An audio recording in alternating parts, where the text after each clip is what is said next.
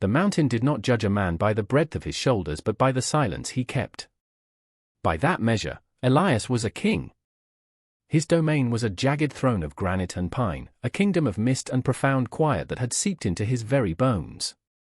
The people in the valley, on the rare occasions they saw him lumbering through the town's single dusty street for salt and flour, called him the Mountain Man. They saw only his size, a mass of a man whose shadow fell long and wide, and whispered he was too fat, a term as blunt and artless as a fieldstone. But they did not see the geography of him. They did not see that his bulk was a fortress built around a hollow place, an emptiness so vast it threatened to swallow the sun.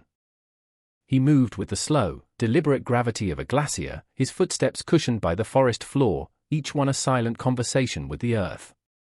His silence was not an absence of words, it was a presence, a physical weight he carried like a second coat. It was the residue of a scream that had died in his throat a decade ago and had been hardening there ever since. His cabin, nestled in a high meadow, was less a home than a monument to this silence.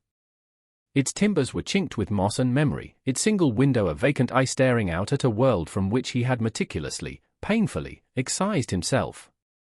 He had built it with his own hands, for a life that was supposed to fill it with laughter. Now, the only sound was the sigh of the wind through the eaves, a lonely exhalation that was the mountain's and his own. The hollow place inside him was a landscape of its own, a crater left by a meteor of grief. He never spoke of it, never named it, but he tended to it as a man might tend a grave, keeping its edges neat, ensuring its terrible stillness was never disturbed. His descent into the valley was a reluctant pilgrimage, a journey from his sanctuary of quiet into the cacophony of humanity. The town of Havenwood was a clamor of small judgments, a place where whispers traveled faster than the wind. Elias felt their eyes on him, sharp and probing, measuring his girth, condemning his solitude. He endured it as he endured the harshness of winter, a necessary affliction to be weathered. But this time was different. He was not there for supplies. He was there for a rumor, a piece of gossip that had snagged on the edges of his isolation and refused to let go. 3 children. Orphans. Their parents had been taken by the river, that great, indifferent artery of the mountains, leaving behind 3 small islands of sorrow. No one wanted them. They were too many, too quiet, too steeped in their own tragedy. They were a burden the small, tight-fisted community refused to bear. He found them in the back room of the town hall, which served as a temporary ward for the unwanted. They were not children in the way he remembered children to be. They were old souls in small bodies, miniature effigies of loss. The boy, Leo, perhaps 10, stood with his back to the wall, his arms crossed, a sentry guarding a ruin. The girl, Maya, a year or 2 younger, sat on a stool, her hands folded in her lap, her gaze fixed on a crack in the floorboards, as if it were a map to another world. And the smallest, a wisp of a thing named Cora, was a shadow in the corner, so still he almost missed her. Their silence was different from his. His was a fortress, theirs was a void. He saw himself in them. He saw 3 smaller, more fragile versions of his own hollow place. The town councilman, a man whose face was a pinched ledger of disapproval, looked Elias up and down, his gaze lingering on the man's formidable size. He spoke of papers and procedures, of the unsuitability of the situation. He used words like a liability and improper. Elias listened to the noise of it all, his own silence a stark rebuttal. He did not offer arguments or justifications. He simply stood there, an immovable object of intention. Finally, the councilman, weary of the mountain man's silent insistence and eager to be rid of the problem, named the price of disposal. A formality, he called it. $1 to make the transaction legal. Elias reached into the worn leather pouch at his belt. His large, calloused fingers, more accustomed to the heft of an axe, fumbled with the coin before producing a crumpled bill. He smoothed it on the table. The paper was thin, almost translucent, but it carried the weight of a life, of 3 lives. He signed the ledger with a hand that barely fit the pen, his name a thick, dark scrawl. The children were gathered, their few belongings in a single burlap sack. They followed him out of the town hall, a silent procession of outcasts. The journey back up the mountain was a study in quiet tension. The children walked behind him, their small footsteps a ghost of a sound on the pine needle path. They did not speak, nor did he. The air was thick with the unsaid, with the deep, primal fear of the unknown. He was a stranger, a giant leading them away from the only world they knew, into a wilderness that mirrored the one inside them. The mountain swallowed them whole, pulling them deeper into its green and silent heart, and as the last rooftops of Havenwood disappeared below the trees, it felt less like a rescue and more like a shared surrender. The first winter was a long, slow drawing of breath.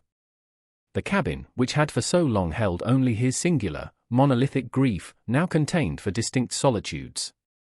They orbited each other like silent, wounded planets, their gravities occasionally brushing but never merging. Elias did not try to breach their quiet. He understood that grief was a territory that could not be conquered, only navigated. He spoke in actions. He kept the fire roaring, its hungry flames a constant, living presence against the cold. He hunted, returning with meat that he cooked and served on mismatched tin plates, placing them on the rough-hewn table without a word. He mended their worn clothes with thick, clumsy stitches, his large hands struggling with the delicacy of the needle. The children, in turn, moved through the space like phantoms. Leo, the eldest, was a coil of dormant anger. He would spend hours staring out the window at the snow-choked forest, his jaw set, his small hands clenched into fists. He did his chores with a sullen efficiency, chopping kindling with a ferocity that seemed too large for his frame. Maya was the watcher. Her eyes, dark and unnervingly perceptive, missed nothing. She tracked Elias's movements, the rhythm of his breathing, the way he held his shoulders when he thought no one was looking. She was a cartographer of sorrow, mapping the contours of his and her own. And Cora, the little one, was barely there at all. She was a whisper of a girl who found the smallest, darkest corners of the cabin and folded herself into them, a secret being kept from the world.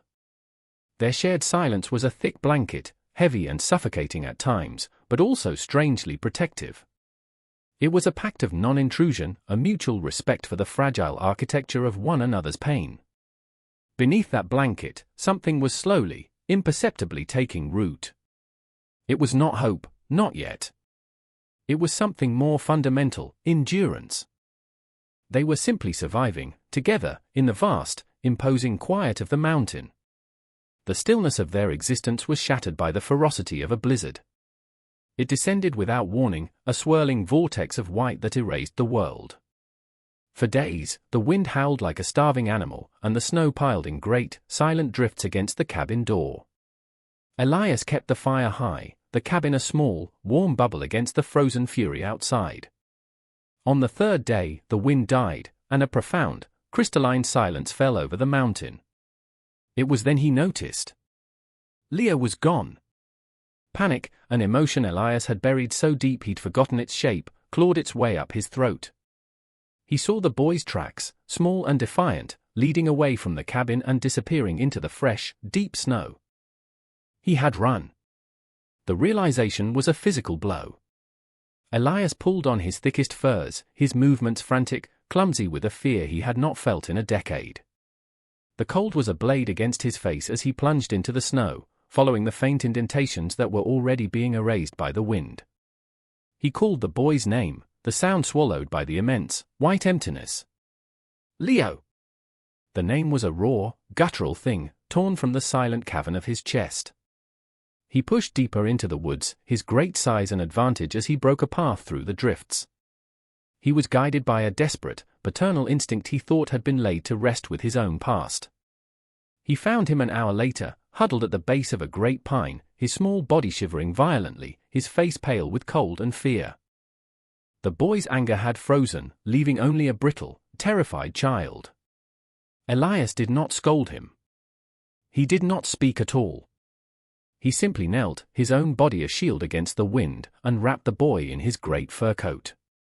He lifted him, the child's weight surprisingly light in his arms, and began the long walk back. The journey home was a silent testament. Leo did not struggle. He buried his face in the warmth of Elias's chest, a silent surrender. Elias held him tight, his own heart pounding a rhythm of relief and a terrifying, unfamiliar tenderness. He had walked into the blizzard to find a runaway, and had returned carrying something that felt dangerously like a son.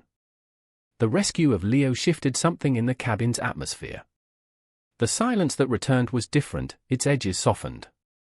The heavy, oppressive weight had lessened, replaced by a quiet that was less about isolation and more about contemplation. Leo no longer stared out the window with clenched fists, his gaze now often followed Elias, a silent curiosity in his eyes. Maya's watchfulness became less guarded, more observant. But the true change, the crack that would break the frozen lake of their sorrow, came from the smallest among them. It was a night like any other. The fire danced in the hearth, casting long, flickering shadows on the walls. Elias sat in his chair, mending a harness, his hands moving with a familiar, practiced rhythm. The children were on a rug before the flames, Maya braiding a rope of twine, Leo carving a piece of wood with a small knife Elias had given him. Cora, who usually remained a still presence in the corner, had crept closer to the fire. She sat watching Elias, her head tilted, her eyes reflecting the firelight. The cabin was filled with the comfortable sounds of its own quiet existence, the crackle of the logs, the scrape of the knife on wood, the whisper of the wind outside. And then, a new sound. A small voice, clear and pure as a drop of melted snow, cut through the stillness. Elias, it was not a question. It was a statement. The sound of his name, a name he had not heard spoken with any kind of intimacy in 10 years, hung in the air. It was a physical thing, a pebble dropped into the profound quiet of his soul. Elias's hands stopped their work. He did not look up immediately. He let the name settle over him. It was the name his wife had whispered in the dark. It was the name his daughter had called out in laughter. He had thought it buried with them. To hear it now, in this child's voice, was to feel a fissure run through the solid ice of his grief. He slowly raised his head and met Cora's gaze.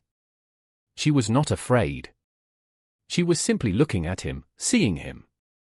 And in that moment, for the first time in a decade, the hollow place inside him felt the faint, terrifying, an unmistakable echo of a heartbeat that was not his own. Years fell away like leaves in autumn. The mountain, once a place of exile, slowly became a sanctuary of a different sort. The silence that had once been a symbol of absence transformed into a shared language, a deep and abiding quiet that spoke more than words ever could. It was a language of presence, of mutual understanding forged in the crucible of a shared winter. The children grew into the landscape, their spirits shaped by the granite and the pines. Leo's anger mellowed, hardening into a quiet competence. He learned the ways of the forest, the language of the tracks, the heft of the axe. He moved with a purpose that had replaced his earlier defiance, his silence now one of strength, not rage. He became Elias's shadow, learning not from instruction, but from observation, a silent apprentice to the Mountain King.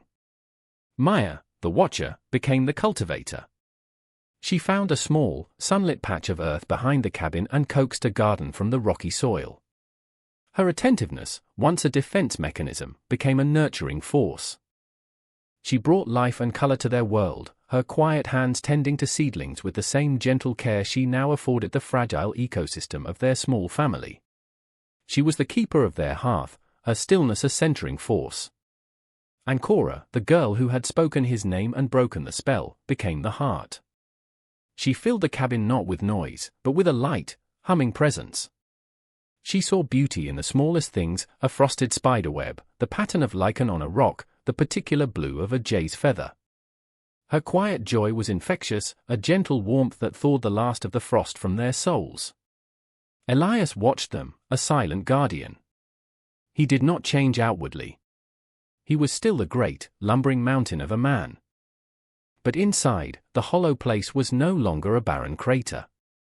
It was becoming a garden, tended by 3 small, persistent hands. The terrible emptiness had begun to fill, not with what he had lost, but with what he had found. The past remained a locked room in the house of their new life. Elias never spoke of what had come before, and the children, sensing the deep water of his pain, never asked. But secrets, like seeds, cannot stay buried forever. One afternoon in late summer, Maya was helping Elias clean out a small, dust-covered chest that had sat untouched in the corner of the cabin for as long as they had been there. Inside, beneath a stack of faded linens, her small fingers brushed against something hard and smooth. She pulled it out. It was a small bird, carved from a single piece of pale wood, its wings outstretched as if in mid-flight. It was worn smooth from being held, the details softened by the touch of loving hands. She brought it to Elias, who was sitting on the porch, watching the sun dip below the peaks. She held it out to him on her open palm. "It's beautiful," she said softly. Elias looked at the bird, and the carefully constructed walls around his heart seemed to crumble. The silence that followed was different from their usual quiet. It was heavy with the ghosts of memory. Finally, he spoke, his voice thick with a rust it had not carried in years. "I made it for my daughter," he said. Her name was Lily. The words, sparse and halting, began to unspool the story he had held inside for so long. He spoke of a woman with laughter in her eyes and of a small girl who loved to chase butterflies in the meadow. He spoke of the cabin built for them, and of the fever that had swept through in a single, brutal winter, taking them both and leaving him with nothing but the screaming silence. He explained that the mountain had not been a choice, but the only place vast enough to contain the magnitude of his grief. He was not just a mountain man, he was a husband, a father, a man hollowed out by a love that had nowhere left to go. The children listened, their faces solemn in the fading light. They did not offer platitudes or empty comforts. They simply sat with him, sharing the weight of his revealed sorrow.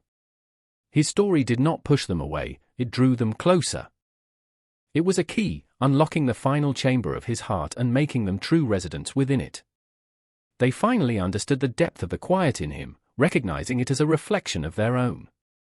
His grief was not a wall that separated them, but a bridge that connected their shared experiences of loss. From that day on, a subtle shift occurred in their dynamic.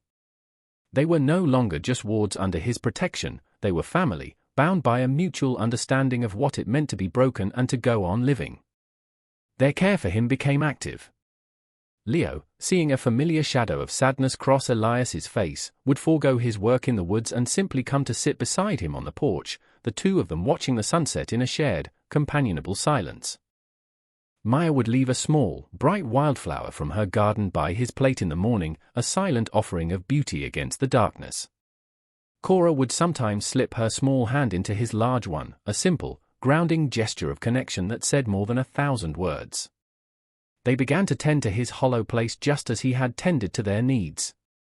They did not try to fill the space his wife and daughter had left, for they understood that such spaces can never be filled. Instead, they planted new life around its edges, their love and presence growing like patient vines over the ruins of his old life, not erasing the tragedy, but making it part of a new, more complex, and beautiful landscape. The mountain was no longer a tomb. It was a cradle. The silence was no longer the sound of emptiness, but the sound of peace. Elias remained a man of few words, his nature carved from the same stoic material as the peaks around him. The children, too, carried a certain quiet gravity, a depth that children raised in a louder world might never know. But their quiet was not born of fear or sorrow anymore. It was a language of intimacy, a profound communion that needed no translation. In the evenings, they would gather by the fire, Leo carving, Maya mending, Cora often leaning against Elias's leg, her breathing a soft, steady rhythm. Sometimes he would take out the small wooden bird and hold it, its smooth form a connection to the love he had lost. But it was no longer just a symbol of his grief. It was also a symbol of his survival, a relic from a life that had made the second one possible. He was a man remade, not by forgetting his pain, but by learning to carry it differently. Its weight was still there, but it was now balanced by the warmth of 3 small souls who had anchored him to the world again. He had taken in 3 orphans for $1, a transaction of pity in the eyes of the world. But he knew the truth. They were the ones who had bought him, for a price far more valuable. They had purchased his broken soul with a single spoken word, with a shared silence, with the simple, miraculous act of calling him by his name and seeing the man who remained. On the mountain, surrounded by the quiet majesty of the wilderness, the 4 of them existed in a perfect, unspoken harmony, a testament to the enduring power of life to grow in the most broken of places, a family forged not of blood, but of the sacred, healing silence they shared.